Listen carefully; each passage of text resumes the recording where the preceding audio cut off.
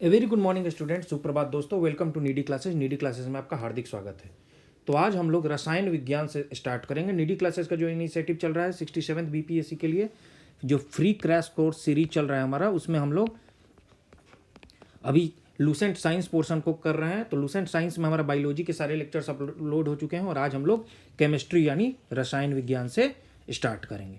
तो हमारा ये फ्री कोर्स सीरीज जो है, crash course series 67th BPSC के लिए है और ये सीडीपीओ में भी आपको काफ़ी हेल्पफुल होगा। ये बिल्कुल फ्री क्रैश कोर्स सीरीज है, 100% फ्री है और इसमें हम लोग 100% सिलेबस जो है वो कवर करा रहे हैं।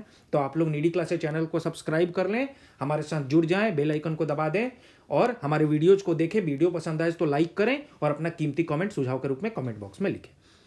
तो चलिए शुरू करते हैं हम लोग केमिस्ट्री में। तो केमिस्ट्री कहते किसको है? रसायन विज्ञान। अब विज्ञान की वह शाखा है जिसके अंतर्गत पदार्थों के गुण, संगठन, संरचना तथा उसमें होने वाले परिवर्तनों का अध्ययन किया जाता है। तो केमिस्ट्री क्या है? जो भी पदार्थ हैं उनमें अगर उनके जो गुण क्या है, उनके फिर संरचना क्या है, उनका संगठन कैसा है और उसमें क्या परिवर्तन होता है, इसी का अध्ययन करने को हम लोग केमिस्ट्री कहते हैं। अब केमिस्ट्री शब्द जो है, रसायन विज्ञान शब्द की उत्पत्ति मिस्र के प्राचीन शब्द कीमिया CHEMEA से हुआ है। तो ये मिस्र, जिसको इजिप्ट भी कहते हैं अंग्रेजी में, तो उसके कीमिया शब्द से इसका हुआ है केमिस्ट्री शब्द की उत्पत्ति, और जिसका अर्थ होता है काला रंग। तो ब्लैक कलर इसका रंग होता है कीमिया का। प्रश्न आ सकता है कि कीमिया का मतलब क्या होता है या इसकी उत्पत्ति किस वर्ड से हुई है, किस शब्द से हुई है। मिस्र के लोग काली मिट्टी जो होती है उसको केमी कहते थे, CHEMI, और प्रारंभ में रसायन विज्ञान के अध्ययन को केमी टैकिंग कहा जाता था। तो पहले केमी टैकिंग कहा जाता था केमिस्ट्री को और बाद में ये केमिस्ट्री बन गया। अब ये बहुत इंपॉर्टेंट है, लेबोजियर जो है उसको रसायन विज्ञान का जनक कहा जाता है। वेरी वेरी इंपॉर्टेंट, बार बार प्रश्न पूछा भी गया है, who is called father of chemistry, तो लेबोजियर है। अब हम लोग आ जाएंगे पदार्थ एवं उसकी प्रकृति, मैटर एंड इट्स नेचर। ठीक है, तो मैटर एंड इट्स नेचर के बारे में हम लोग पढ़ेंगे।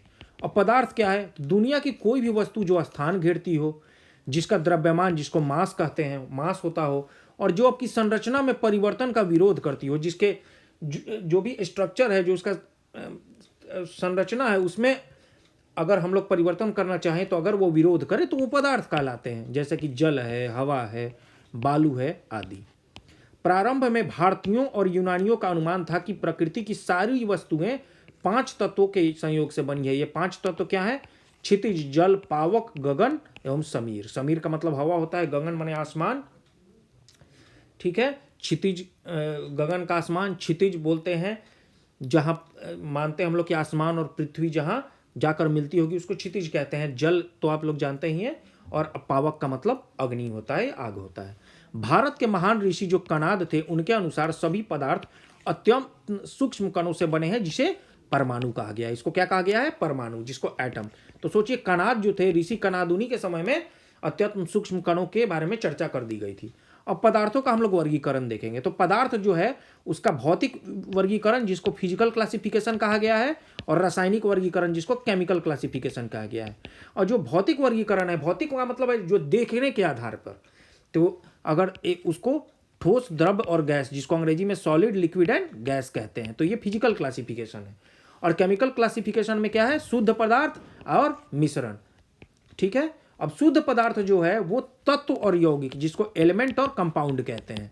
ठीक है, और मिश्रण जो है वो, जिसको मिक्सचर कहते हैं, वो समांग और विषमांग, जिसको होमोजीनस मिक्सचर और हेट्रोजीनस मिक्सचर कहते हैं। ठीक है, एक बार फिर से देख लेते हैं। पदार्थ फिजिकल वर्गीकरण, केमिकल, जिसको भौतिक और रासायनिक कहते हैं। भौतिक में ठोस, द्रव, गैस, रासायनिक में शुद्ध पदार्थ और मिश्रण। शुद्ध पदार्थ तत्व और यौगिक में है।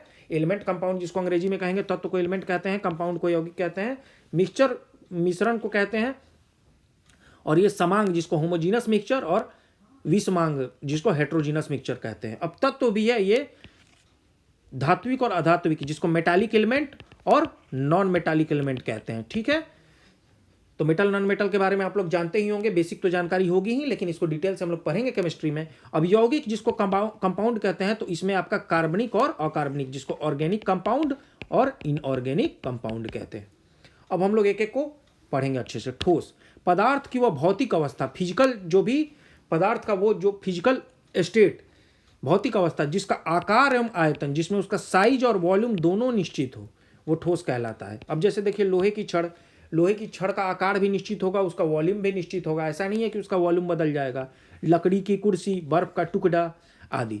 अब द्रव्य जिसको लिक्विड कहते हैं, तो पदार्थ की वह भौतिक अवस्था जिसका आकार अनिश्चित लेकिन आयतन निश्चित। देखिए पहले में क्या है, आकार और आयतन दोनों निश्चित, दूसरे में क्या है, आकार अनिश्चित। अब क्यों अनिश्चित है, तो आप ये पानी ले लें 1 लीटर, इसको जग में डालेंगे, जग के आकार का हो जाएगा, बाल्टी में डालेंगे, बाल्टी का आकार का हो जाएगा, ग्लास में डालेंगे, ग्लास के आकार, तो इसका आकार निश्चित नहीं, अनिश्चित है। लेकिन वॉल्यूम निश्चित है, 1 लीटर पानी 1 ही लीटर पानी रहेगा, वो कम या ज़्यादा नहीं हो जाएगा, तो उसको द्रव कहते हैं। मतलब इसका वॉल्यूम जो है निश्चित है, आयतन निश्चित है, लेकिन आकार अनिश्चित है।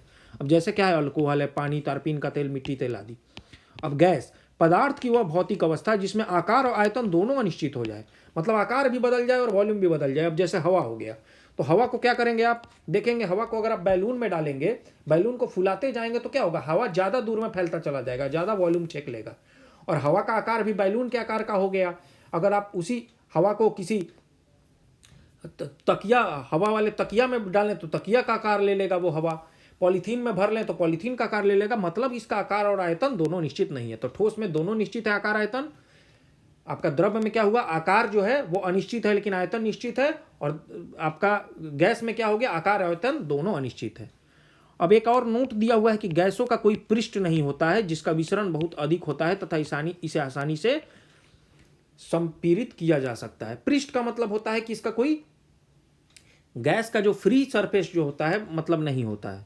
ठीक है, क्यों, क्योंकि देखिए जैसे लिक्विड आप देखेंगे तो लिक्विड में एक फ्री सरफेस होगा, ऊपर का एक पृष्ठ होगा जिसपे एक पृष्ठ तनाव लगता है, जिसको हम लोग सरफेस टेंशन कहते हैं। लेकिन चूंकि गैस के जितने भी मॉलिक्यूल्स हैं, अणु हैं हिंदी में जिसको हम लोग कहते हैं, वो चूंकि उनके बीच में दूरी बहुत ज़्यादा होती है और उनका रैंडमनेस मतलब उनमें गति भी बहुत ज़्यादा होती है, तो वो कोई पृष्ठ नहीं बनाते हैं बल्कि वो इधर उधर घूमते रहते हैं। तो इसीलिए बोलते हैं कि उनका पृष्ठ नहीं होता है। अब चूंकि उसके बीच में गैप बहुत होता है, इसलिए अब उस गैप को कम किया जा सकता है। तो जब ऊपर से प्रेशर लगाया जाएगा तो ये गैप कम हो जाएगा और ये मॉलिक्यूल्स एक दूसरे के पास आ जाएंगे। तो पास आ जाएंगे मतलब क्या हुआ, इस मॉलिक्यूल्स का पास आने का मतलब है इन गैस को क्या कर दिया गया, कंप्रेस कर दिया गया, संपीड़ित कर दिया गया। ताप एवं दाब में परिवर्तन करके किसी भी पदार्थ की अवस्था को बदला। ताप मतलब टेम्परेचर और दाब मतलब प्रेशर। तो टेम्परेचर और प्रेशर में अगर आप बदलाव करें तो कोई भी पदार्थ की अवस्था जो है उसको बदल सकते हैं। जैसे देखिए टेम्परेचर बढ़ाने पे क्या होता है, पानी को आप लोग देखते हैं क्या होता है, भाप में बदलने लगता है। वैसे ही किसी भी चीज को प्रेशराइज करके, जैसे गैस है उसको प्रेशराइज कर देते हैं बहुत हाई प्रेशर पे, तो देखिए लिक्विड में बदल जाता है, तभी तो उसको हम लोग सिलेंडर में रख पाते हैं। ठीक है, नहीं तो सोचिए 20 kg गैस को अगर हम लोग देखें तो 20 kg गैस बहुत ज़्यादा मात्रा होगी, उसको जब तक हम लोग लिक्विड में नहीं बदलेंगे, बहुत हाई प्रेशर में गैस जो सिलेंडर आता है हमारे यहाँ, बहुत हाई प्रेशर में उसको लिक्विफाइड किया रहता है, लिक्विड में बदला रहता है। तो हम लोग किसी भी गैस या किसी भी पदार्थ की अवस्था को, जैसे उसमें सॉलिड लिक्विड किसी को भी, ठोस द्रव गैस किसी को भी ताप एवं दाब में परिवर्तन करके उसकी अवस्था को बदल सकते हैं। लेकिन इसका कुछ एक्सेप्शन है, जैसे लकड़ी का हुआ, पत्थर हुआ, ये ठोस अवस्था में ही रहेगा, इसको आप नहीं बदल पाएंगे। जल तीनों भौतिक अवस्था में रह सकता है, सॉलिड लिक्विड गैस में आप लोग देखे हैं, गैस में जो है उसको स्टीम बोलते हैं, लिक्विड फॉर्म में तो जल ही है, सॉलिड में बर्फ या आइस कहलाता है, गैस में स्टीम या वाष्प कहलाता है। पदार्थ की तीनों भौतिक अवस्थाओं में निम्न रूप से साम्य क्या होता है, तो देखिए ठोस, द्रव, गैस, उदाहरण है जल। ठीक है, हम लोग आगे देखेंगे। कुछ पदार्थ गर्म करने पर सीधे ठोस रूप में गैस बन जाते हैं। ठीक है, तो कुछ पदार्थ ऐसे हैं जो है ठोस रूप, लेकिन गर्म करिएगा सीधे वो गैस बन जाएगा। इसको ऊर्ध्वपातन अंग्रेजी में सब्लिमेशन कहते हैं। जैसे आयोडीन हो गया, कपूर, देखिए कपूर आप जलाएंगे सीधे वो भाप बन जाएगा, गैस बन जाएगा, तो इसको सब्लिमेशन कहते हैं। वेरी वेरी इंपॉर्टेंट है ये। पदार्थ की चौथी अवस्था प्लाज्मा, पांचवी अवस्था बोस आइंस्टीन कंडेंसेट कहलाती है। ये प्रश्न डायरेक्ट पूछ देगा कि पदार्थ का अभी तक हम लोग 3 फेज जानते थे, सॉलिड, लिक्विड, गैस, लेकिन 2 और फेजों की खोज की गई है। जो चौथा फेज है प्लाज्मा, इसमें जो भी पदार्थ हैं वो आयोनिक स्टेट में होते हैं, और एक होता है नया जो 5वां है वो बोस आइंस्टीन कंडेंसेट का फॉर्म है। अब हम लोग तत्वों के बारे में पढ़ेंगे, एलिमेंट।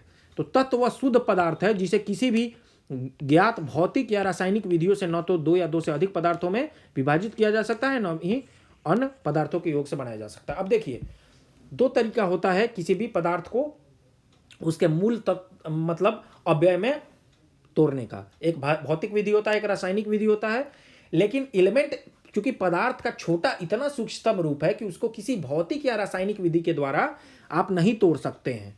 ठीक है, उसके एटम्स में उसको भौतिक या रासायनिक विधि में नहीं तोड़ सकते हैं। तो ये पदार्थ का वैसा सूक्ष्मतम रूप है जिसको किसी भौतिक या रासायनिक विधि के द्वारा आप विभाजित न कर पाए तो उसको एलिमेंट कहते हैं। जैसे सोना हो गया, चांदी हो गया, ऑक्सीजन हो गया। तो एलिमेंट पीरियोडिक टेबल में जितने भी आप देखेंगे, जो भी वो सब क्या है पीरियोडिक टेबल में, जो 118 है वो क्या है, वो सारे एलिमेंट्स तत्वों को रखा गया है। हाइड्रोजन है, हीलियम है, लिथियम है, बेरिलियम है, boron, carbon, nitrogen, oxygen, fluorine, sodium, magnesium, aluminium, silicon, phosphorus, sulphur, chlorine, argon, potassium, calcium, ये सारे जितने भी हैं वो क्या है, तत्व हैं। अब यौगिक क्या है, जब दो तत्वों को मिला दिया जाए, वह शुद्ध पदार्थ जो रासायनिक रूप से दो या दो से अधिक तत्वों के एक निश्चित अनुपात में रासायनिक संयोग से बने हैं। अब ये रासायनिक तरीके से दो एलिमेंट को अगर मिला दिया जाए, जैसे दो हाइड्रोजन के अगर मिल जाता है तो क्या बन जाता है, H2 बन जाता है। और H2 बन का मतलब क्या हुआ, दो हाइड्रोजन का एटम मिलके एक क्या बना लिया, H2 कंपाउंड बना लिया। ठीक है, लेकिन H2 जो है वो एलिमेंट ही है, वो हाइड्रोजन का फॉर्म है। तो हम लोग ऐसे कह सकते हैं कि दो हाइड्रोजन का और एक ऑक्सीजन का मिलके क्या बना लिया, H2O। तो H2O क्या है, कंपाउंड। अब कंपाउंड बनाने का तरीका है, दो हाइड्रोजन और एक ऑक्सीजन मिलेगा तभी H2O बनेगा। ऐसे H2O नहीं बन सकता। ऐसा नहीं है कि चार भी हाइड्रोजन को आप मिला दे और ऑक्सीजन का दो मिला दे तो जो बने वो वाटर बन जाए, नहीं। इसमें फिक्स है कि हाइड्रोजन का दो एटम, ऑक्सीजन का एक एटम मिलाएं तो एक जो है मॉलिक्यूल पानी का बन जाएगा। तो इसका मतलब है कि दो या दो से अधिक तत्वों के, अब यहाँ दो तत्व, एक हाइड्रोजन और एक एलिमेंट, एक ऑक्सीजन को मिला के एक निश्चित अनुपात में, तो यहाँ 2:1 अनुपात है दो हाइड्रोजन का और एक ऑक्सीजन का, रासायनिक संयोग से। अब ये रासायनिक प्रक्रिया है, केमिकल रिएक्शन हो रहा है तो ये बन रहा है, तो इसको हम लोग क्या कहते हैं, कंपाउंड कहते हैं। ठीक है, और अगर किसी भी अनुपात में मिला दिया जाए तो अगर वो बने तो उसको हम लोग मिक्सचर कहते हैं। ध्यान दीजिएगा, यही अंतर है मिश्रण में और कंपाउंड में। अब जैसे यौगिक का उदाहरण हो गया जल, तो जल ऑक्सीजन और हाइड्रोजन से मिलकर बना है। इसमें ऑक्सीजन जलने में सहायक होता है और हाइड्रोजन जो है वो खुद जलता है, लेकिन इन दोनों का यौगिक जल आग को बुझा देता है। अब देखिए, हाइड्रोजन जो है वो फ्लेमेबल गैस है, उसको जलाइएगा तो जल जाएगा। ऑक्सीजन जो है वो कोई भी चीज को जलाने में ऑक्सीजन की सहायता पड़ती है, ऑक्सीजन के बिना वो नहीं जल पाएगा। लेकिन हाइड्रोजन और ऑक्सीजन को मिलाए तो एक नया पदार्थ जल बन गया, और ये जल का क्वालिटी क्या है कि आग को बुझा ही देता है। तो देखिए, एक नया ऐसा रासायनिक विधि से एक ऐसा पदार्थ बनता है जिसका विशेषता अलग है, इन दोनों की विशेषताओं से अलग है, तो उसको यौगिक कहेंगे या कंपाउंड कहेंगे। ठीक है, अब हम लोग आ जाएंगे मिश्रण पे, मिक्सचर। वह पदार्थ जो दो या दो से अधिक तत्वों या यौगिकों के किसी भी अनुपात में मिलाने से प्राप्त होता है। मैं बता दिया हूँ, अनुपात फिक्स नहीं है, किसी भी अनुपात में हाइड्रोजन का कितना भी ले लीजिए, ऑक्सीजन का कितना भी ले लीजिए, जो बन जाए वो आपका मिक्सचर है। तो इससे क्या होगा, मिक्सचर में जो फिक्स रेशियो नहीं होगा, तो इसे सरल यांत्रिक विधि द्वारा पुनः प्रारंभिक आयोग में, अब देखिए जो यौगिक है उसको रासायनिक विधि द्वारा अलग किया जा सकता है। क्यों, क्योंकि बना है रासायनिक प्रक्रिया से। लेकिन मिक्सचर है, इसको सीधा मैकेनिकल तरीके से आप लोग अलग अलग छांट सकते हैं। अब जैसे एग्जांपल दे रहा है, अब मिक्सचर दो प्रकार के होते हैं पहले, उसके बाद एग्जांपल हम लोग समझेंगे। पहला है होमोजीनस मिक्सचर जिसको समांग मिश्रण कहते हैं, दूसरा है हेट्रोजीनस मिक्सचर जिसको विषमांग मिश्रण कहते हैं। तो निश्चित अनुपात में अगर अवयवों को मिलाने को से समांग मिक्सचर का निर्माण होता है। मतलब अब मान लीजिए, देखिए चीनी या नमक जो है, तो मान लीजिए 2 चम्मच चीनी जो है आप 1 गिलास पानी में मिला दें, तो जो बना वो होमोजीनस मिक्सचर हो गया। लेकिन अगर आप अनिश्चित अनुपात में अगर मिलाएं जैसे, तो उसको हेट्रोजीनस मिक्सचर कहा गया। जैसे बारूद हो गया, कुहासा हो गया, तो इसमें जो है अलग अलग अनुपात में मिला दिया। अब जैसे कुहासा है तो कुहासा में क्या है, बहुत सारा वाटर का मॉलिक्यूल्स है, कंडेंसेट फॉर्म में है, उसके बाद डस्ट पार्टिकल्स है उसमें, ठीक है, उसमें फिर वाटर वेपर भी है, उसके बाद और उसमें क्या है, उसमें आपका एरोसोल्स भी है, सॉलिड सस्पेंडेड पार्टिकल्स है। ठीक है, तो ये अलग अलग, इसका परसेंटेज फिक्स नहीं है। जहाँ बहुत ज़्यादा दूषित वातावरण है वहाँ ज़्यादा है, जहाँ कुहासा में ये पार्टिकल्स, जहाँ दूषित वातावरण नहीं है वहाँ जो कुहासा है वो साफ कुहासा है। तो इस प्रकार से जो ये हेट्रोजीनस मिक्सचर हो गया। ठीक है, तो अब यहाँ 2 टेबल दिया हुआ है, उसको हम लोग देख लेंगे। पृथ्वी पर पाए जाने वाले, धरती पर पाए जाने वाले प्रमुख तत्व, जो एलिमेंट पाए जाते हैं उनका प्रतिशत। ये बहुत इंपॉर्टेंट टेबल है। क्यों इंपॉर्टेंट है, क्योंकि पूछ देगा कि अर्थ पे पाए जाने वाले में सबसे ज़्यादा कौन है, तो पहला है ऑक्सीजन। भूपटल में, अर्थ क्रस्ट में अगर पूछ देता है सबसे ज़्यादा क्या है, ऑक्सीजन। दूसरा में है सिलिकॉन, एल्यूमिनियम है तीसरा। 3 तो आप लोग टॉप याद कीजिए, नीचे से भी याद अगर हो 3 तो अच्छा है। नीचे से हाइड्रोजन सबसे कम, टाइटेनियम उसके बाद और मैग्नीशियम उसके बाद। तो कुल मिलाकर प्रथम 10 तत्व तो दिया हुआ है, एक बार नाम पढ़ देता हूं मैं, लेकिन टॉप 3 बॉटम 3 आप याद रखिए। पहला है ऑक्सीजन, दूसरा है सिलिकॉन, तीसरा एल्युमिनियम, चौथा लोहा, पांचवा कैल्शियम, छठा sodium, potassium, magnesium, titanium, hydrogen, ये मिलके टोटल 10 बन गए।